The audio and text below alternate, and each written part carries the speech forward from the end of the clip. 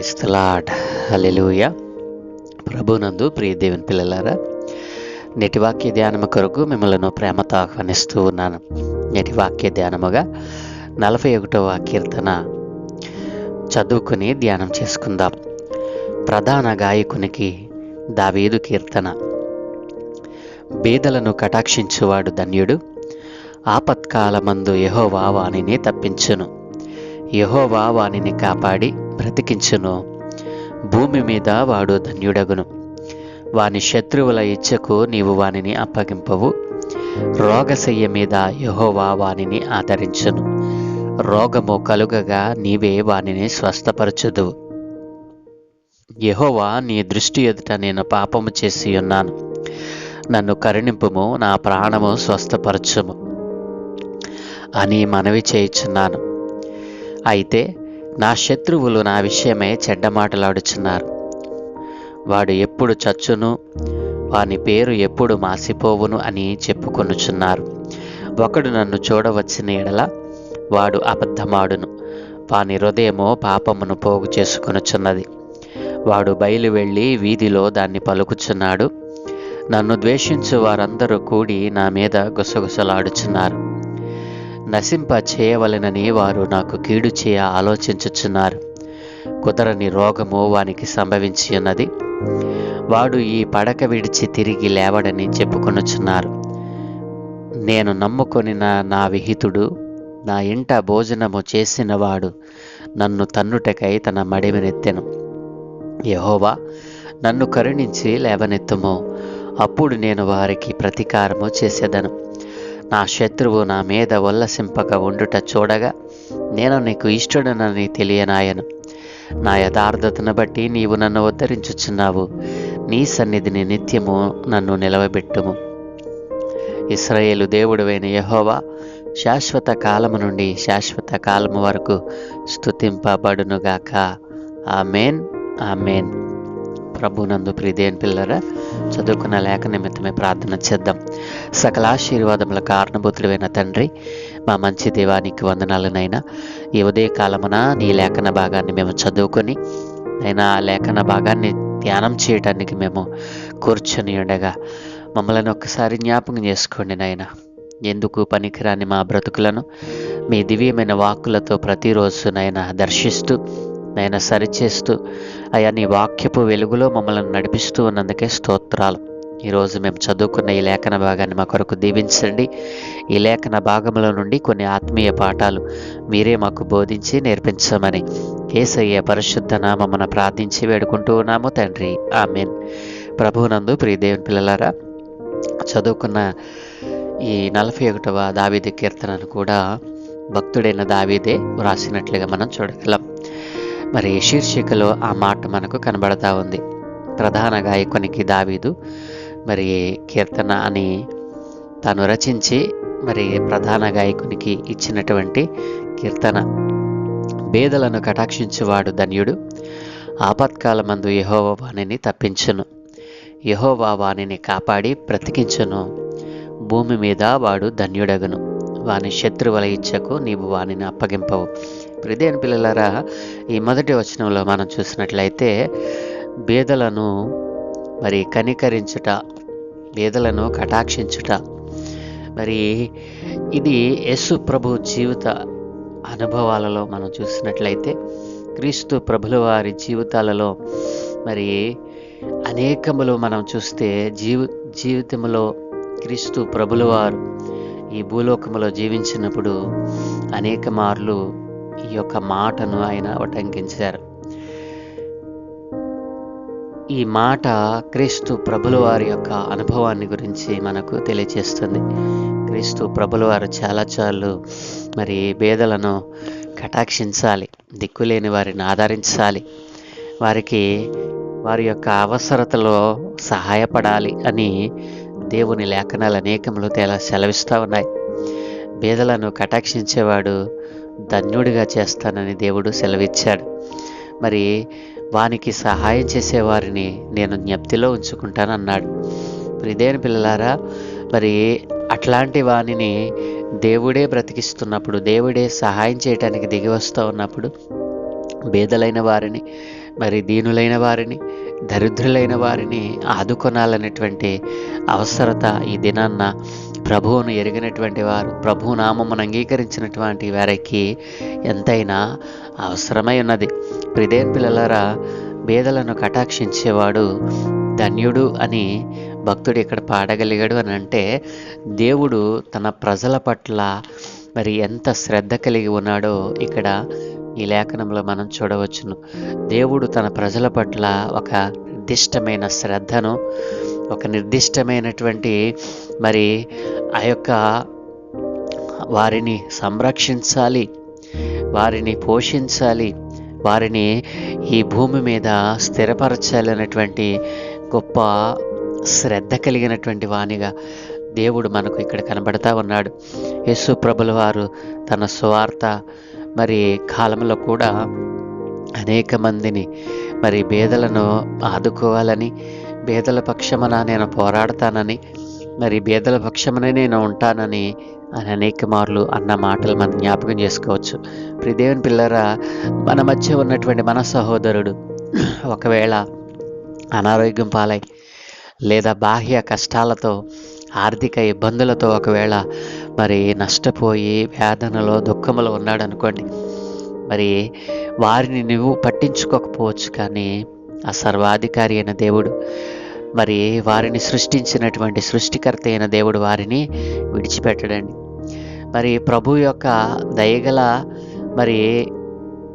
దయగల గుణాన్ని క్రీస్తు ప్రభులు వారు ఏదైతే ఇతరుల పట్ల, పేదల పట్ల, మరి దరిద్రుల పట్ల చూపమని చెప్పిన ఆ దయాగుణాన్ని ఎవరైతే కలిగి ఉంటారో వారిని దేవుడు తన దృష్టిలో ఉంచుకుంటాడు అని, ఎవరైతే ఆ దయాగుణాన్ని విడిచిపెట్టి బేదలైన వారు తన కళ్ళ ముందు ఉన్న, అవసరతలో ఉన్నవారు మరి చుట్టూ ఉన్న వారిని పట్టించుకొనకుండా తనకు తానే బ్రతకాలి, తనకు తాని గురించి ఆలోచించేటువంటి వానిని దేవుడు దృష్టించడు అని మనకి మాటల ద్వారా అర్థమవుతుంది కదా. కాబట్టి దేవుడు తన ప్రజల పట్ల ఎంత శ్రద్ధ వహించాడో మరి భక్తుడు ఇక్కడ కొనియాడుతూ ఉన్నాడు. నిజముగా దేవుడు ఎంత గొప్పవాడండి. పేదలను, దరిద్రులను మరి పెంట కుప్ప నుండి లేవనెత్తుతానని తన వాక్యము ద్వారా, తన భక్తుల నోటి ద్వారా పలికించాడు. పేదల పట్ల నేను వ్యాజ్యమాడతానంటున్నాడు, వారిని కటాక్షిస్తానంటున్నాడు. భూమి మీద మరి వానిని కాపాడి బ్రతికిస్తానంటున్నాడు. ఒక రోగశయ మీద ఉన్నా సరే వానిని బ్రతికిస్తాను, వారిని లేవనెత్తుతాను, ఆయన స్వస్థపరుస్తానని దేవుడు తన ప్రజల పట్ల తన ఉద్దేశాన్ని, శ్రద్ధను ఇక్కడ తెలియచేస్తూ ఉన్నాడు. తన ప్రజల పట్ల దేవునికి ఉన్నటువంటి భక్తి శ్రద్ధలు ఎంత గొప్పవో ఇక్కడ భక్తుడైన దావీదు మరి చక్కగా దేవుని యొక్క మరి గుణగణాన్ని ఇక్కడ వివరిస్తూ ఉన్నాడు. ప్రియదేవుని పిల్లరా, ఈ కీర్తన మొత్తం మనం చూసినట్లయితే 1 నుండి 4 వచనాలు దేవుడు తన ప్రజల పట్ల కలిగి ఉన్న శ్రద్ధను మనకు తెలియచేస్తూ ఉంది. అలాగే 5వ వచనం నుండి 13వ వచనం వరకు మనం చూసినట్లయితే దావీదు శత్రువులు ద్రోహం చేసినప్పుడు మరి ఏ రీతిగా ప్రవర్తించాడు. దావీదుకు ఒక నమ్మకమైన స్నేహితుడు ఉన్నాడు. ఆ నమ్మకమైన స్నేహితుడు దావీదును తన కష్టకాలంలో మోసం చేశాడు. తన దగ్గరే భోజనం చేస్తూ, తన ఇంటిలోనే ఉంటూ, తన ఇంటిని మరి ఆనుకుని ఉంటూ, తన పైన ఆధారపడి జీవిస్తూ, తన ఇంటిలోనే భోజనం చేస్తూ దావీదు మీదకి లేచినటువంటి ఒక స్నేహితుడు ఉన్నాడు. ఆ స్నేహితుడు ఏ విధంగా తన ఇంటిలోనే భోజనం చేస్తూ శత్రువులకు సహాయం చేస్తూ వచ్చాడో, ఆ శత్రువు శేషము లేకుండా మరి ఆ విషయాన్ని దేవుని సన్నిధిలో పసిగట్టిన వాడై మరి ఆ శత్రువుని ఎలా ఎదిరించగలిగాడో ఇక్కడ 5 నుంచి 13 వచనాల్లో మనకు కనబడతా ఉంది. ప్రియదేవుని పిల్లరా, మరి నమ్మినటువంటి స్నేహితుడే కానీ శత్రువుల పక్షం వహించాడు. ఆ విషయం తన యజమానుడికి తెలియదు అనుకున్నాడు, తన స్నేహితుడికి తెలియదు అనుకున్నాడు. కానీ దేవుని సన్నిధిలో దేవునితో అంటుకట్టబడిన వాడు, దేవునితో సహవాసం చేసేవానికి అది తెలుసుకోవడం పెద్ద విషయం ఏమి కాదు. అందుకనే దావీదు భక్తుడు అంటున్నాడు కదా, నేను నమ్ముకొని నా విహితుడు నా ఇంట భోజనము చేసినవాడు నన్ను తన్నుటకై తన మడిమెనెత్తెను అని ఇక్కడ దావీదు భక్తుడు మరి 9వ వచనంలో మాట్లాడుతూ ఉన్నాడు. దావీదు ఈ మాటలను ఎవరి గురించి రాశాడని మనం ఆలోచన చేస్తే, తన కుమారుడైన అబ్షాలోము తన మీదకి లేచినప్పుడు మరి అహీతోపేలు అనేటువంటి దావీదు యొక్క స్నేహితుడు, దావీదుతో మొదటి నుండి అంటిపెట్టుకున్నటువంటి వ్యక్తి, ఈ అహీతోపేలును దృష్టిలో ఉంచుకుని దావీదు ఈ మాటలు వ్రాసాడు అని కొంతమంది భక్తుల అభిప్రాయం. దేవుని పిల్లారా, 2వ సమూయేలు గ్రంథం 15వ అధ్యాయం మరి 12 నుంచి మరి ఆ యొక్క 23వ వచనం వరకు మనం ఆ యొక్క మరి 16వ అధ్యాయం వరకు కూడా మనం చూసినట్లయితే ఈ సందర్భం మనం చూడవచ్చును. మరి అహీతోపేలు మరి దావీదుకి ఎంతో ఇష్టమైనటువంటి స్నేహితుడు, మొదటి నుండి తనతో కలిసి ఉన్నటువంటి వాడు. అయితే ఎప్పుడైతే దావీదు కుమారుడైన అబ్షాలోము తండ్రికి వ్యతిరేకంగా లేస్తాడో, మరి ఈ అహీతోపేలు దావీదు దగ్గరే ఉంటూ మరి తనకు వ్యతిరేకంగా తిరిగిన తన కుమారుడైన అబ్షాలోము పక్షమున చేరతాడు. మరి తన ఇంటిలోనే ఉంటూ తన భోజనం చేస్తూ నన్ను మోసం చేశాడు అని 9వ వచనంలో భక్తుడు మాట్లాడినటువంటి మాట అహీతోపేలును దృష్టిలో ఉంచుకునే వ్రాశాడు అని మనం గమనించవచ్చు. దేవుని పిల్లలారా, మరి ఇదే వచనాన్ని మనం మరి యేసు ప్రభుల వారి జీవితంలో కూడా మనం చూడవచ్చును. యేసు ప్రభుల వారితో ఉంటూ, యేసు ప్రభుల వారి శిష్యులలో ఒకడిగా ఉంటూ మరి ఇస్కరియోతు యోధా చేసినటువంటి ద్రోహం మనం జ్ఞాపకం చేసుకోవచ్చు.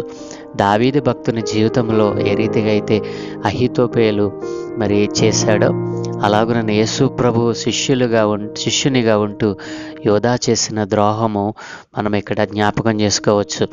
దేవుని పిల్లలారా, మత్తయి సువార్త 26-23 మరి యోహాను సువార్త 13-18లో కూడా మరి యేసు ప్రభు మరి ఈ యొక్క వచనంలో మనం యేసు ప్రభుల వారు కూడా మోసపోయినటువంటి మరి జీవితం. అయితే నా స్నేహితుడు, నేను నమ్మిన మనిషి అని యేసు ప్రభుల వారు చెప్పలేదు, కానీ మరి దావీదు భక్తుడు ఇక్కడ నా విహితుడు, నా ఇంట భోజనం చేసినవాడు నన్ను తన్నుటకై తన మడిమనెత్తెను అని ఉటంకించాడు. ఈ మాటలు మరి దావీదు భక్తుడు అహీతోపేలును దృష్టిలో ఉంచుకునే వ్రాశాడు అని మనం అర్థం చేసుకోవచ్చును. ఇదే సందర్భము యేసు ప్రభు వారి జీవితంలో కూడా జరిగింది. అదే ఇస్కరియోతు యోధా చేసిన ద్రోహం. కాబట్టి దేవుని పిల్లలారా, ఈ రోజున మరి దేవుని యొక్క సన్నిధిలోనే ఉంటూ, దేవునితోనే సహవాసం చేస్తూ, దేవునినే మోసం చేసేటువంటి వారు, తన ప్రజలైన వారు అనేక మంది లోకంలో ఉన్నారు కదూ. అలాంటి వారికి మరి దేవుడు ఏ విధంగా ప్రతీకారం చేస్తాడు?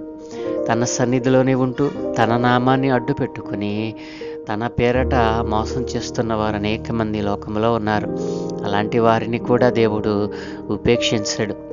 ఇప్పుడైనను మరి తమ వ్యర్థ ప్రయత్నములను విడిచిపెట్టి మరి దేవుని సన్నిధిలో ఉన్నాము అని, దేవుని సన్నిధిలో ఉన్న ఆ శక్తిని అనుభవించలేని వారిగా ఉన్నామని వారు గుర్తించి మరి దేవుడు ప్రతీకారం చేసేటువంటి సమయంలో మరి దేవుడు ఉపేక్షించడు అని గుర్తించిన వారే దేవుని పట్ల వినయతను మరి కలిగి ఉన్నప్పుడు, ఏదైతే వారు చేయకూడనటువంటి కార్యములు చేయటానికి తమను తాము అప్పగించుకున్నారో ఆ పరిస్థితి నుండి విడుదల పొందినట్లయితే మరి దావీదు భక్తుడు అంటున్నాడు కదా, మరి అట్లాంటి వారిని ఎదిరించడానికి దేవా నన్ను కరుణించు, ఒక్కసారి నన్ను లేవనెత్తు, నేను వారికి ప్రతీకారం చేస్తానని దేవుని దగ్గర ప్రార్థన చేస్తూ ఉన్నాడు.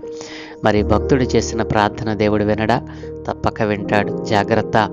ఒకవేళ నీ యజమానుడు, నీ స్నేహితుడు మరి నీ పట్ల చూపిన కనికరమును మరి నీవు మరిచిపోయి ఒకవేళ నష్టము చేకూర్చాలని, ద్రోహము తలపెట్టాలని ఒకవేళ నీవు ఆశ కలిగి ఉన్నావేమో, మరి దేవుని సేవకుని పట్ల దేవుడే యుద్ధమాడతాడు, దేవుడే వ్యాజ్యమాడతాడు. కాబట్టి దేవుని పిల్లలారా, మరి మొదటి 4 వచనాల్లో దేవుడు తన ప్రజల పట్ల శ్రద్ధను మనం చూస్తే 5-13 వచనాల్లో మరి తన అలాగున్న బేదలను కటాక్షించేటువంటి మనసు కలిగిన వాణిని, మరి ఇతరులకు సహాయపడేటువంటి మనసు కలిగిన వాణిని, మరి తన ఇంటిలోనే ఉంటూ తనను మోసం చేయాలని చూసినటువంటి చెడ్డ స్నేహితుని గురించి మరి దావీదు భక్తుడు సెలవిస్తూ ఉన్నాడు. కాబట్టి దేవుని పిల్లలారా, మన జీవితంలో కూడా అనేక మంది ఇలాంటి వారు తారసపడుతూ ఉంటారు. అయినప్పుడు మనము మరి భయపడకూడదు, జడియకూడదు. దేవుని పట్ల మన విశ్వాసతను పెంచుకోవాలి తప్ప మనము కింద పడిపోకూడదు. భక్తిలో మనము కిందకు దిగజారకూడదు. దేవుడు తన వాక్యంలో సెలవిచ్చినట్లుగా తన ప్రజల పట్ల శ్రద్ధ కలిగి ఉన్నాడు. వారిని ఆదరించేవారిని ధన్యునిగా చేస్తానంటున్నాడు. ఆ ధన్యుడు ఒకవేళ ఆపదలో ఉంటే అతను లేవనెత్తుతానంటున్నాడు. కాబట్టి నీ జీవితంలో ఒకవేళ ఈ అనుభవంలో నీవు ఉన్నావేమో, దేవుని సన్నిధిలో కనిపెట్టినట్లయితే నీ జీవితాన్ని దేవుడు గొప్పగా మార్చి నిన్ను కూడా మరి ఫలవంతమైనటువంటి భక్తి జీవితంలో నడిపించడానికి ఇష్టపడతా ఉన్నాడు. అలాగున జీవించాలని ఆశపడుతూ ఉన్నావా? అయితే నాతో కలిసి చిన్న ప్రార్థన చేయి. సకల ఆశీర్వాదముల కారణభూతుడైన తండ్రి, మా మంచి దేవానికి వందనాలు నాయన. ఏ మంచి లేని మా జీవితంలో నీవు మాకిచ్చిన ఈ మంచి సమయాన్ని బట్టి నీకు వందనాలు తండ్రి. నీ భక్తుడైన దావీదు జీవితంలో మీరు చేసిన అద్భుతమైన ఆశ్చర్య కార్యములు అనేకములు. అవును తండ్రి, ఈ రోజున తను నమ్మిన స్నేహితుడు తను మోసం చేసినప్పటికీ మరి నీ భక్తుని పట్ల నీవు ఎలాగున మరి కార్యము చేశావో, ఈ రోజున నీ పిల్లలైన వారి పట్ల కూడా నీ కార్యమును అలాగున జరిగించమని, ఈ దినం మేము చేయు పనులన్నిటి మీద మీకు అనుదృష్టి ఉంచి మీ దూతల కాపుదలను అనుగ్రహించి మీరే మహిం పొందుకోమని యేసు ప్రభుల వారి ప్రశస్త నామమున ప్రార్థించి వేడుకుంటూ ఉన్నాము తండ్రి. Amen, amen, amen.